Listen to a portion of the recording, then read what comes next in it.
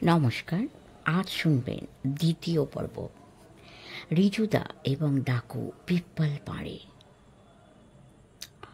ভটকাই বলল, নাও এবার শুরু করো, ব্যারেল গরম করতে করতে বেলা গেল, তা বন্দুকটা ছুড়বে কখন?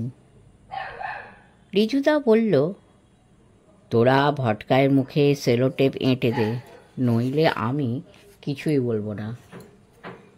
তিতির বলল,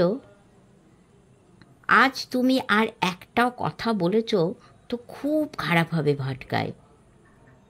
রিজুদা বলল, अरे आज्जू, तुम्हारा पान सिगरेट सब मौजूद तो है ना? यहाँ का पान रिजू बाबू जमता नहीं।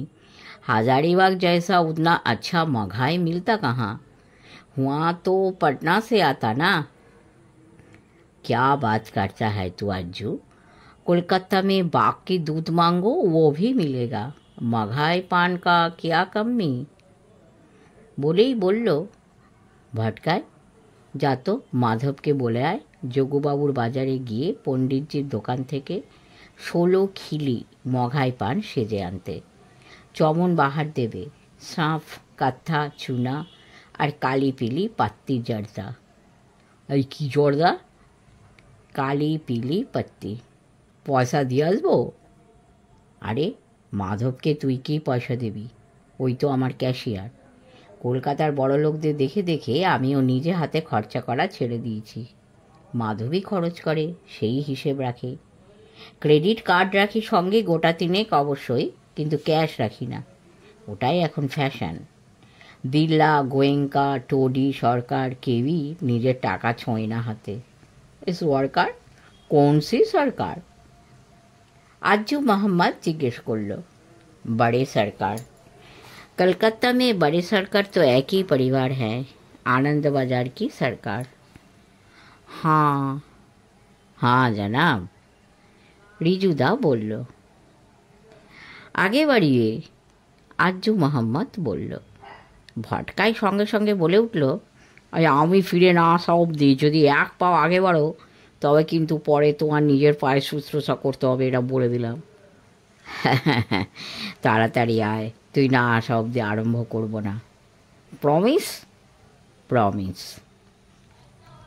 বেশ কিছুক্ষণ পাইপ খেয়ে রিজুদা বলল, হাজারিবাগে তোরা তো কেউই যাসনি।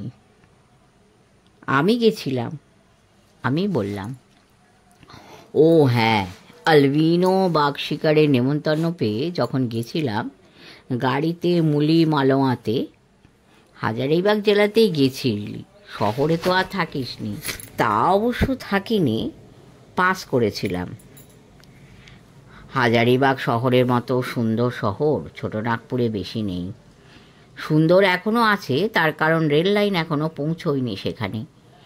পূব দিক থেকে হাজারিবাগ রোড স্টেশনে নেমে সারিয়া হয়ে নবাব শেরশাহর গ্র্যান্ড ট্র্যাঙ্ক রোড পৌঁছে বগোদর হয়ে হাজারিবাগে আসা যাবে গাড়িতে বা বাসে। আর কোডারমা স্টেশনে নেমে গ্র্যান্ড ট্র্যাঙ্ক রোডের বড়হই থেকে ঝুমড়ি তিলাইয়া ও তিলাইয়া ড্যাম হয়ে হাজারিবাগ ন্যাশনাল পার্কের পাশ দিয়ে পদ্মার রাজার বাড়ির পাশ দিয়েও এসে পৌঁছানো যায়। ও পথে দূরত্ব খুবই কম। আবার রাঁচি হয়েও আসা যায়, রাঁচি হাজারিবাগ রোড হয়ে রামগড় পেরিয়ে।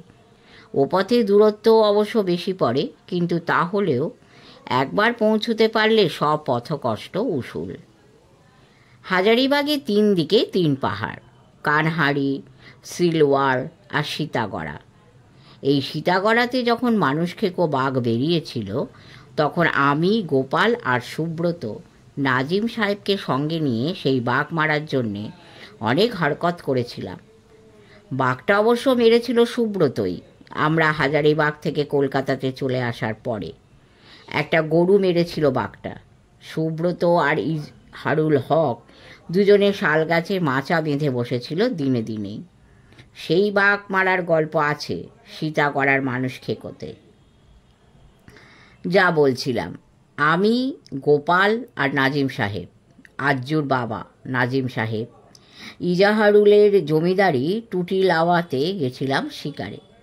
সেবারে গিয়ে শুনলাম পুরো এলাকা জুড়ে একজন ডাকাত দৌরাত্ম্য করছে গত 2 মাস ধরে। তার বাড়ি নাকি গয়া জেলার হান্টারগঞ্জে। টোপি পরানো, গাদা বন্দুক দিয়ে সে শিকার করে বেড়াতো হান্টারগঞ্জ, জৌরি, সিজুয়ারাহা থেকে ওদিকে গ্র্যান্ড ট্যাঙ্ক রোডের উপরে ডোভি, আর তার থেকে এদিকে চাতরা, এমনকি বাঘরা মোড় পর্যন্ত। এত জায়গার নাম বললে যে সবই গুলিয়ে গেল। আমি বললাম, আচ্ছা দাঁড়া, ওই প্যাডটা আন, একটা ম্যাপ এঁকে বুঝিয়ে দিচ্ছি। ভটকায় টেবিল থেকে রিজুদার নিজের আঁকা লেটার হেড সমেত চিঠি লেখার প্যাডটা নিয়ে গেল, আর কলমদানিটা। রিজুদার কলমদানিতে রোজ কলম বদল হয়, ফুলদানিতে যেমন ফুল। কম করে গোটা 10 নানা রকম নানা দেশি কলম না থাকলে এক লাইনও লিখতে পারে না রিজুদা, চিঠিও না। পৃথিবীর সব কলমই আছে রিজুদার কাছে। ইংলিশ ওয়াটারম্যান, আমেরিকান পার্কার এবং সেফার্স, জাপানি pilot, Swiss সারান্ডাস, Yugoslavian হার্টিক, German pelican এবং মবলা। তবে মবলাই সবচেয়ে প্রিয় রিজুদার। কলমদানি থেকে মেরুর রঙা একটি মবলাত কলম তুলে নিয়ে মোটা নিব দিয়ে রিজুদা লম্বা লম্বা টানে একটা ম্যাপ এঁকে নিচে জায়গাগুলো নাম লিখে আমাদের দিকে এগিয়ে দিল। ম্যাপটা ভালো করে বুঝে নে। ততক্ষণে ভটকায় ফিরে এসেছে নিচে রিজুদার driver cum manager cum cashier মাধবদাকে পান আনতে বলে দিয়ে। ভটকায়ও দেখলো ম্যাপটা মনোযোগ দিয়ে, তারপর আজ্জু মিয়ার দিকে এগিয়ে দিল। রিজুদা হেসে ফেলল, বলল, আজ্জুর এসব জায়গা নখদর্পণে। ও নাজিম মিয়ার ছেলে, বাবার সঙ্গে 7 বছর বয়স থেকে ও শিকারে যাচ্ছে। ভটকায় লজ্জিত হয়ে বলল, সরি মিয়া সাহেব। এবার বলো, ম্যাপ দেখা হয়েছে আমাদের। তিতির বলল, ডাকু পিপ্পল পাড়ের বয়স তখন 25-26 হবে। আমার আর গোপালের বয়সও তখন 20-র নিচে। গোপাল আর সুব্রত আমার চেয়ে 1-1.5 বছরের বড় ছিল। সুব্রতর বাবা শ্রী সত্যচরণ চ্যাটার্জি তখন হাজারিবাগ জেলার পুলিশ সাহেব, চেহারাও তেমন ছিল, লম্বা চওড়া, ইয়া গোফ। তখন ঘোড়ায় চড়ে ইন্সপেকশনে যাবার দিন চলে গেছে, জিপে করেই যেতেন। তখন হাজারিবাগ জেলার এলাকা ছিল বিরাট, পুরোটাই জঙ্গল, পাহাড়ময়। এ কথা শুনে আমরা খুবই উত্তেজিত হলাম যে আমাদের চেয়ে বয়সে সামান্য বড় একটা দেহাতি ছেলে পুরো জেলা কাঁপিয়ে দিয়েছে ডাকাতির পর ডাকাতি করে। আর শুধু হাজারিবাগ জেলায় তো নয়, গয়া জেলাতেও তার আধিপত্য। এমনকি যার নামে বাঘে গরুতে এক ঘাটে জল খায়, সেই চ্যাটার্জি সাহেব এসপিও লবেদম হয়ে যাচ্ছেন ওইটুকু পুঁচকে ছোঁড়াকে ধরতে। আমরা যদি পিপ্পল পাড়েকে ধরতে পারি তো পাটনার সব কাগজে ছবি পর্যন্ত বেরোবে এবং সরকার থেকে ইনাম তো মিলবেই। গোপাল উত্তেজিত হয়ে বলল, এই ইনাম মানে কি? ভটকাই বলল, আরে হিন্দি ছবির পোক ইনাম মানেও জানো না? তিতির বলল, পোক মানে কী সব খারাপ ভাষা ব্যবহার করছো? পোক মানে পোকা। তবে আমি জানি ইনাম মানে কি। তবে জিজ্ঞেস করলো কে? রুদ্রও জানে কিনা পরখ করছিলাম। আমি বললাম, আবার শুরু করলি ভটকাই? এমন সময়ে মাধবদা পান হাতে এসে ঢুকলো। চালু ভটকায় পাছে আবার উঠতে হয় দরজা খুলতে, তাই দরজাটা ভিজিয়েই রেখেছিল। আরে গদাধরদাকে পানটা দাও মাধব, রূপোর রেকাবিতে একটু আতর জল ছিটিয়ে এনে দেবে, ওপরে ভিজে মলমলের ঢাকনিও দিয়ে দেয় যেন, নইলে পান তো শুকিয়ে যাবে। সব পান তো আর এক্ষুনি খাবে না আজ্জু।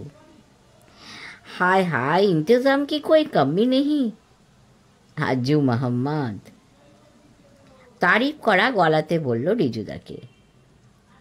রিজুদা পাইপে এক টান লাগিয়ে বলল, ना होगा कैसे, मैं तो तुम्हारा अब्बा का चेला ना है।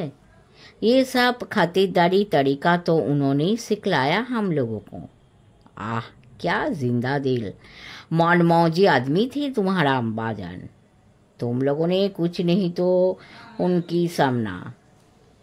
मैंने थोड़ी बोला कभी जो मैं अब्बा के बराबर हूँ, বলল মিয়া সাহেব। বলো রিজুদা, থামলে কেন? ভটকাই ডিরেইলড ট্রামকে লাইনে ফেরালো। আমরা পৌঁছাবার পরদিন বিকেলে সুব্রত এসে পৌঁছলো পুলিশের জিপে করে, সঙ্গে আজাহারও। আজাহার ওরও বন্ধু ছিল, গোপালের তো ছিলই। নাজিম সাহেব তার ডিপারে দেওয়া হেডলাইটের মতো বড় বড় চোখ দুখানি জেলে দিয়ে বললেন, আল্লাহ अभी तो खतरा ही बन गया। কেন? তিতির জিজ্ঞেস করল রিজুদাকে। আরে, ডাকাত যদি একবার জানতে পারে যে পুলিশ সাহেব, যিনি ডাকাতের খুপড়ি নিজে হাতে উড়িয়ে দেওয়ার জন্য প্রায়ই চাঁদমারিতে গিয়ে রিভলভারের হাত আরও ভালো করছেন, তাঁরই বড় ছেলে এই জঙ্গলে ডাকুর সঙ্গে টাকরাতে এসেছে, তাহলে সুরবতোর দারুণই বিপদ, সঙ্গে আমাদেরও।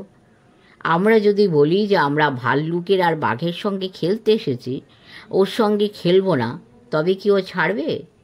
বলবে ফিক্সচারে এ ম্যাচ থাক আর না থাক খেলতেই হবে। ये तो सचमुच ही खतरा की बात यार। সুরবতকে যদিও ধরে নিতে পারে তবে তো কেলা ফতে। ওকে জানে মেরে ফেলার ভয় দেখিয়ে স্বয়ং পুলিশ সাহেবকে পর্যন্ত একেবারে লাজে গোবরে করে দিতে পারবে তখন পিপ্পল পাড়ে। সুরবতটা আবার কে? তিতির জিজ্ঞেস করল। আজ্জু মোহাম্মদ বলল, হে খোকা বাবুই থা সুরবত বাবু কি ঘরওয়ালা নাম। আমরা হেসে উঠলাম। রিজুদা বলল, হাসবার কি আছে, ওরা বাপ বেটাতে প্রথম দিন থেকেই সুব্রতকে সুরবতবাবু বলে। তিতিরে ছোট মামি যেমন উত্তেজিত হলেই দরজাকে দজরা, জর্দাকে জদরা বলে, কি বলে না? তিতির হাসল, বলল, ঠিক বলেছ, বলে। তারপর? ভটকায়ও বলল, তারপর? প্রথম দিন সারা সকাল আমি আর গোপাল টুটিলাওয়ার চারপাশের জঙ্গলে ঘোরাঘুরি করে নালার বালিতে, পথের লাল ধুলোতে কোন কোন জানোয়ারের পায়ের দাগ দেখা যায় তা খুঁজে বেড়ালাম। টুটিলাওয়া যেন পাখিরই স্বর্গরাজ্য। ময়ূর, তিতির, বটের, কালি তিতির, আজকাল পাকা বটফল খেতে আসা ঝাঁকে ঝাঁকে বুনো সবুজ পায়রা, যা হরিয়ালে পুরো এলাকাটা ভর্তি। উড়ো পাখিদের পায়ের দাগ অবশ্য মাটিতে পাওয়া যায় না, ময়ূর, বটের বা তিতিরের যেমন পাওয়া যায়। কালি তিতিরও ঝোপে বসে থাকে, মাটিতে অধিকাংশ সময় থাকে না। পায়ের দাগেই বুঝলাম মস্ত একদল শুয়োরও আছে, ধাড়ি, মাদি, বাচ্চা মিলিয়ে প্রায় 150-200 দল। কারুয়া আর আসুয়া দুই ভাই জঙ্গলের অন্য দিকটা সার্ভে করে ফিরে এসে বলল, সাম্বার, নীলগাই, চিতল হরিণ, কোটরা তো আছেই, তবে ভাল অর্থাৎ ভাল্লুকেরই আড্ডা ও জায়গাটা। সব সময় সাবধানে জঙ্গলে ঢুকবেন। তাছাড়া চিতাও আছে এক জোড়া, বেশ বড়, আর বড় বাঘ একটা। সুব্রত জিজ্ঞেস করল, কত বড়? কারুয়া বলল, মনে হচ্ছে সীতাগড়া বাঘের মতোই বড় হবে। বলেই নিজের কোমরের কাছে ডান হাতের পাতা ঠেকিয়ে বলল, বড়কা বাঘুয়া বাবু, ডাবল বাঘুয়া। আমরা মুখ চাওয়াচাই করলাম। কিং কর্তব্যম। যে জঙ্গলে বাঘের হদিশ পাওয়া গেছে সে জঙ্গলে অন্য জানোয়ারের খোঁজ কোনো শিকারই করে না। তবে কারুয়া 32 পাটি দাঁত বের করে হেসে বলল আমাকে, হ্যাঁ, একটু বড়কা সোয়ার পিটা দে রিজুয়াও, মজা আয়েগা। গোপাল বলল, বানায়েগা কাহা, মানে রাঁধবে কোথায় শুয়োর? কাহে হিয়ায়? সুব্রত ধমকে বলল, व्हाट? তারপর বলল, नाजिम साहब और इजहार साहब क्या हराम खाइएगा? সঙ্গে সঙ্গে ভুল বুঝতে পেরে জিভ কেটে বলল কারুয়া, तब जंगली में बना लेगा, गाँव वाला भी सब खाएगा। এই গ্রামে অধিকাংশই মুসলমানের বাস, তবে হিন্দু একেবারেই নেই তা নয়। মুসলমানেরা সব জায়গাতেই সংখ্যাতে জিওমেট্রিক প্রোগ্রেশনে বাড়ে, তাই এতদিনে এখন হয়তো মুসলমান আর হিন্দুর অনুপাত 4:1 হয়ে গেছে। কে রে আজ্জু ভাই? রিজুদা শুধলো আজ্জু ভাইয়াকে। সো হোনে ভি সকতা, আজ্জু মোহাম্মদ বলল। কারুয়া বলল, আর যদি কেউ নাও খায় তবে আমরাই রাম লক্ষণ মানে কারুয়া আর আসুয়া দুই ভাই সেঁটে দেবো পুরো শুয়োর। কেন, আমরা কি দোষ করলাম? আমরা শুয়োর খেলে তো আর আমাদের হারাম হবে না, গোপাল বলল। তাই তো, রামচন্দ্র তো বন্য বরাহ খেতেন। তাছাড়া জঙ্গলের শুয়োর ফল মূল জংলি কচু এসব খায়, তারা তো আর ধাঙ্গর বস্তির শুয়োরের মতো। ভটকাই ফুটকেটে বলল, ল্যাঙ্গুয়েজ ল্যাঙ্গুয়েজ, তুমি যদিও বলনি, আমি বুঝেছি তুই কি বলতে চাও। তিতির বলল, গুয়ের ইংরেজি কি? গুকে গু বলবে তো কি বলবে? জিনিসটা আরও নাড়িয়ে দিয়ে বলল হতভাগা ভটকাই, বাথরুম বললি না কেন? ইডিয়ট, বাথরুম কি খাওয়ার জিনিস? তোর তো বুদ্ধি ওরকম। ভটকাই রিট্রট দিল। তিতির বলল ভটকাইকে, বলতে পারতে পারজিংস। ফোরজিং সে কি? সে তো হাওড়ার ঢালাই কারখানাতে হয়। ডাবু ধরে বসে থাকে একদল আর অন্য দল লোহা গলিয়ে ঢালে। ভটকাই বলল অবাক হয়ে, দেখ বললাম পারজিংস, শুনলি ফরজিং। তিতির বলল। তারপরে বলল, এই বলতে পারতো নাইট সয়েল। ও নাইট সয়েল মানে বুঝি গু? আহ ভটকায়, চেঞ্জ দ্য সাবজেক্ট, রিজুদা ধমক দিয়ে বলল। তারপর গোপাল বলল, তাই হবে, আমরা জঙ্গলে ক্যাম্প ফায়ার করে নদ নদে চর্বি ভরা সাকলিং পিগের বারবিকিউ করব। তারপর দিন পক ভিন্ডা আলু রাঁধব, বাজরা রুটির সঙ্গে জমে যাবে একেবারে। বাহ বাহ, ফার্স্ট ক্লাস। আমি বললাম, মানে তোদের রিজুদা বলল আর কি। রিজুদা তারপর একটুক্ষণ অন্যমনস্ক হয়ে চুপ করে রইল, বোধহয় অনেক পুরনো কথা মনে পড়ে গেল তার। তারপর বলল তারিফের গলাতে, গোপালটা রাঁধত ভারী ভালো, আর দারুণ দারুণ সব মন গড়ার নাম দিত ওর সব রান্নার। আমি ছিলাম দলের মধ্যে সবচেয়ে বড় অকর্মা, শুধু খেতে পারতাম আর তারিফ করতে পারতাম। সেটাও তো খুবই দরকার, প্রশংসা না পেলে কোনো কাজই কি কারোর করতে ইচ্ছে করে না ভালো লাগে? তা অবশ্য ঠিক, প্রশংসাই হচ্ছে আসল উদ্দীপক ব্যাপার। তা যাই হোক, আমরা সকাল থেকে 12টা অবধি জঙ্গল চষেছিলাম। পা ব্যথা করছিল, তাই গোপাল কারুয়ার হাতে তার বন্দুকটা দিয়ে আর দুটো অ্যালফ্যাম্যাক্সের 3.25 ইঞ্চি এলজি দিয়ে বলল, যা কারুয়া, যেমন চেহারা শুয়োর খেতে ইচ্ছে করে তেমনই মেরে নিয়ে আয় বিকেল বিকেল। 2টি গুলি দিলেন যে, একটি শুয়োর মারার জন্য আর অন্যটা শুয়োর যাতে তোদের ঢু না মারতে পারে সেজন্য। ও হো হো, আমরা হেসে উঠলাম। ও আমি ভেবেছিলাম 2টো মারার জন্যে বুঝি 2টো দিলেন। ঠিক আছে, তাই হবে, তোমাদেরটা তোমাদের মতো মেরো, আমরা যেটা খাবো সেটা যেন ছোট এবং চর্বি নদনদে হয়, নইলে ভালো বারবিকিউ হবে না। बेफिक्र रहिए हुजूर, पक्का 4 केजी निकलेगा और सूरज बुड़ते बुड़ते ही लेकर आएगा। ওরা চলে গেলে নাজিম সাহেব এবং ইজহারুল কনফারেন্সে বসলেন আমাদের সঙ্গে। ঠিক হলো, বাঘের হদিস যখন পাওয়া গেছে ওখান থেকে 2 মাইল গভীরে ওল্ড চাত্রা রোডের ওপাশে, তখন কাল সকালে একটা হাঁকা করলে কেমন হয়? ইজাহার বলল, হাঁকাতে সম্বর যদি বেরোয় তবে একটা সম্বর মেরে দিলে বস্তির গরিব মানুষেরা আনন্দ করে খেতে পারে, অবশ্য বাঘ মারার পরেই। ওরা তো আর হাটে পাঁঠা কিনে খেতে পারে না, মুরগিও পায় না খেতে। প্রোটিন বলতে তো ওদের এই শিকারই একমাত্র প্রোটিন। ঠিক আছে, আমরা 3 জনে একসঙ্গে বলে উঠলাম। সেই মতো প্ল্যানও হয়ে গেল। দুপুরের খাওয়ার পরে শীতের রোদের মধ্যে বেতের চেয়ার পেতে বসে একটা ছকও করে নিলাম। নিজামুদ্দিন এবং তার চেলাদেরও ডাকা হলো। তাদের নাম একরাম আর বুধায়। যেসব জায়গাতে বাঘ দিনের বেলা শুয়ে থাকতে পারে তার একটা আন্দাজ দিল কারুয়া। সেই পাহাড়টার উল্টো দিক থেকে হাঁকোয়া করলে বাঘ ঘুম ভেঙে পাহাড়ের ওই পাশ দিয়ে নেমে এসে নিচের মহুলার নালা পেরিয়ে এদিকে আসার খুবই সম্ভাবনা।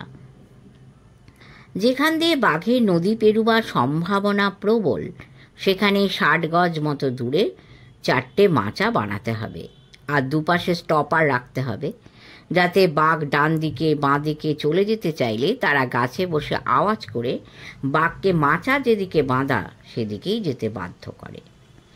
ইজাহার বলল সে নিজামুদ্দিনের সঙ্গে থাকবে হাঁকাওয়ালাদের ঠিকমতো চালনা করার জন্য, শিকারীদের মাচাতে বসবে না। ইজাহার পাহাড়ের মাথায় একটা মস্ত শিমুল গাছের নিচে দাঁড়াবে, যাতে তাকে নদীর দিক থেকে এবং পাহাড়ের ওদিক থেকেও দেখা যায়, মানে আমরাও দেখতে পারি আর নিজামুদ্দিনরাও দেখতে পারে। ইজাহারের গায়ে লাল রঙা জ্যাকেট থাকবে যাতে সহজেই তাকে দেখা যায়, কাঁধে থাকবে 375 ম্যাগনাম রাইফেল।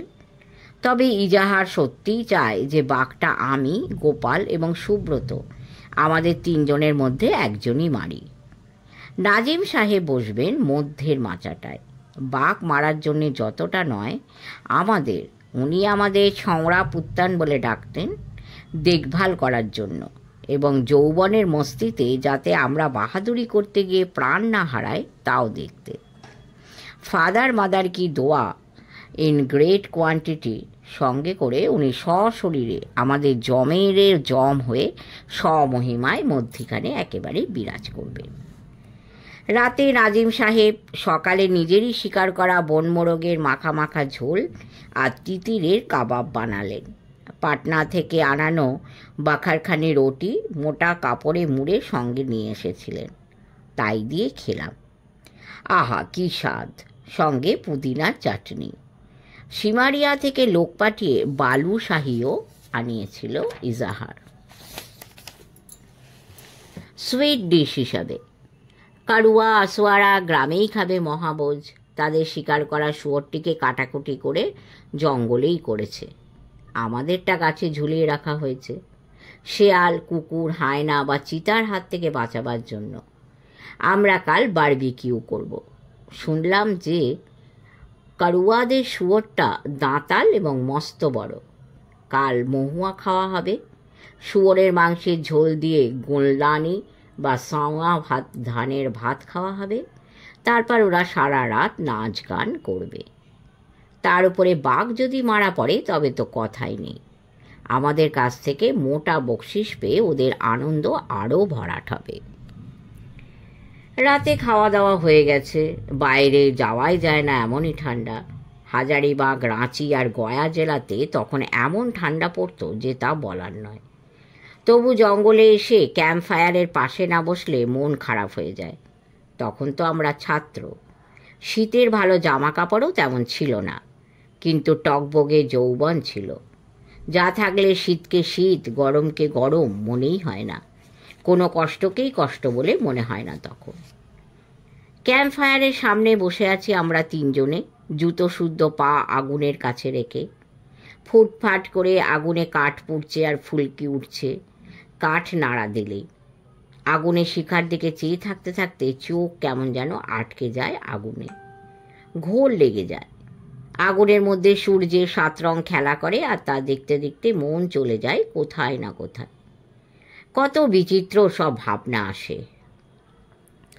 ভাবছিলাম কাল বাঘটা কি বেরোবে হাঁকাতে, না বেরোলে এত মানুষের এত শ্রম এবং আমাদের অর্থদণ্ডও বৃথা যাবে।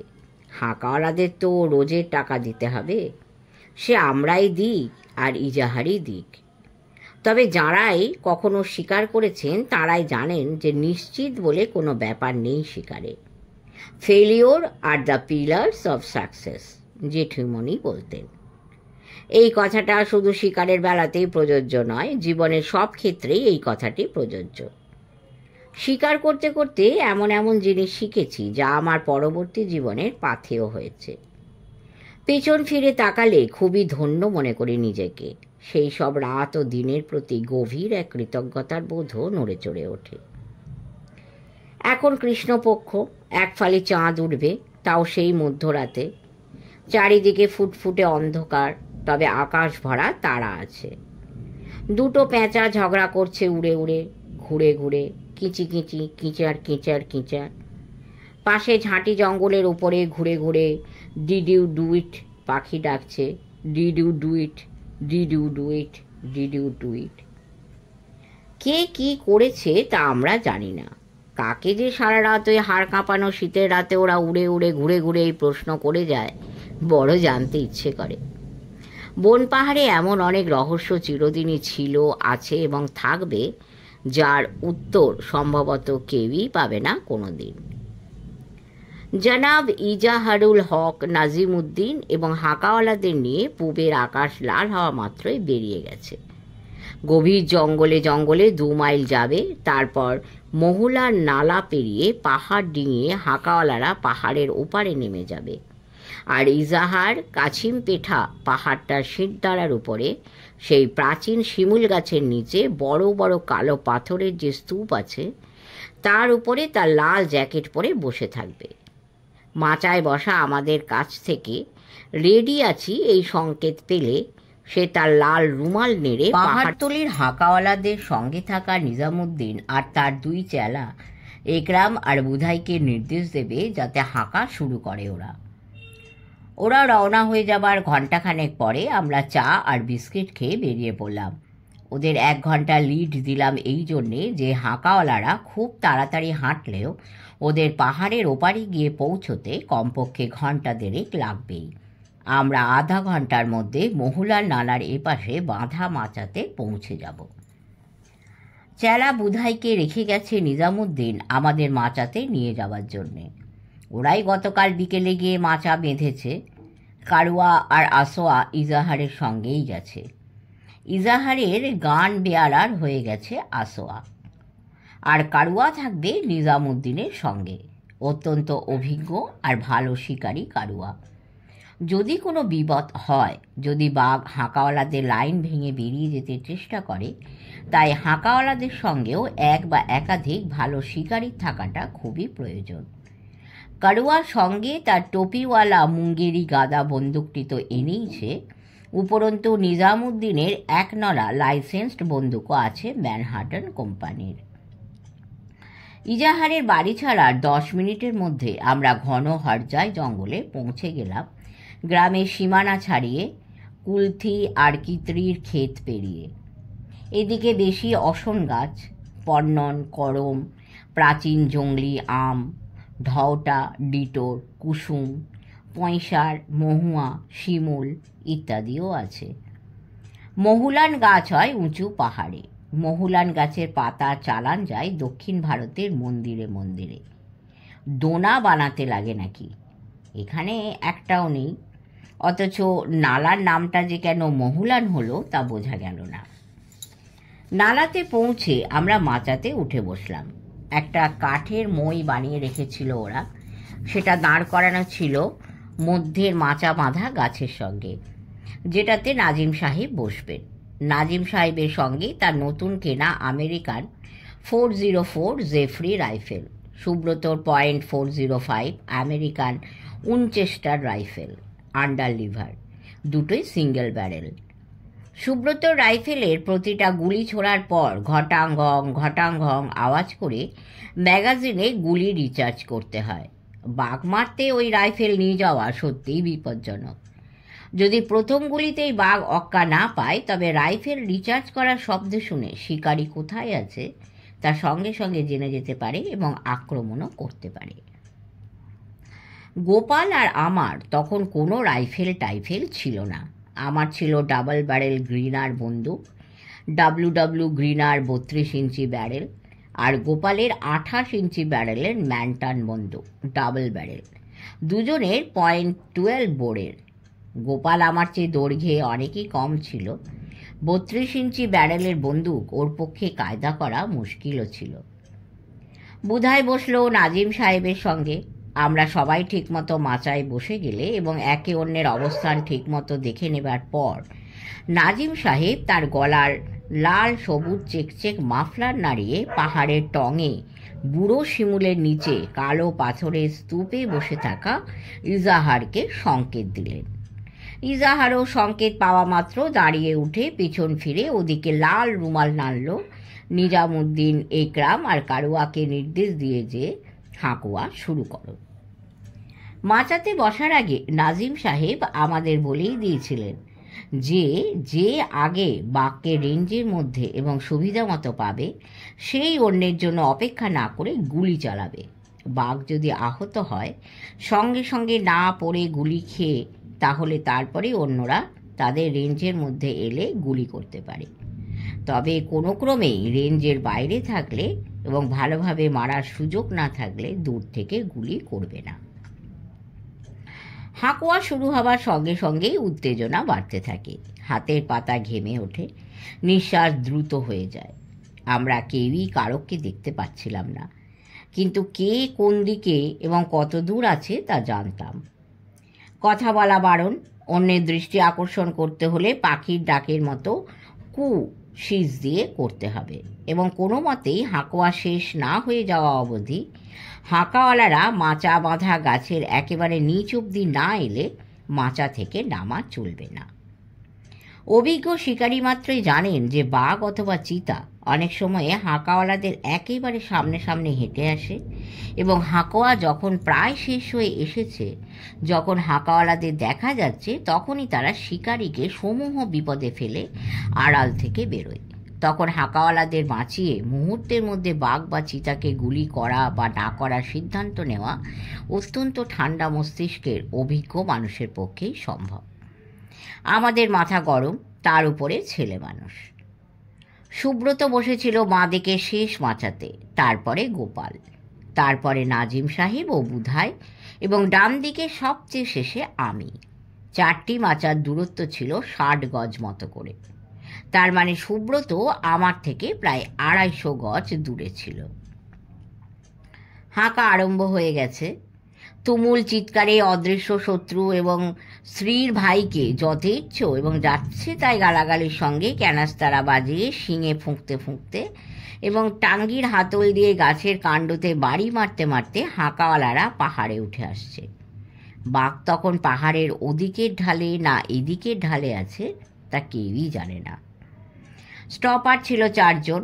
নদীর ওপারের গাছে আমার এবং সুব্রতর ডাইনে 60 গজ দূরে।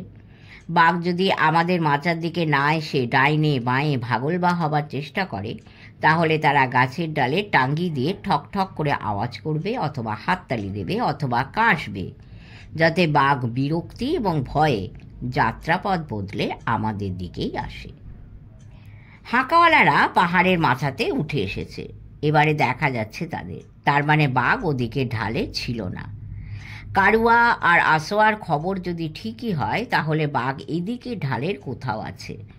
পাহাড়ের এদিকের গায়ের মাঝখানে একটা খাঁজ, তার মধ্যে একটা ঘন জঙ্গলাবৃত গিরিখাত এবং সেই খাতটা এসে ঠেকেছে মহুলার নালাতে।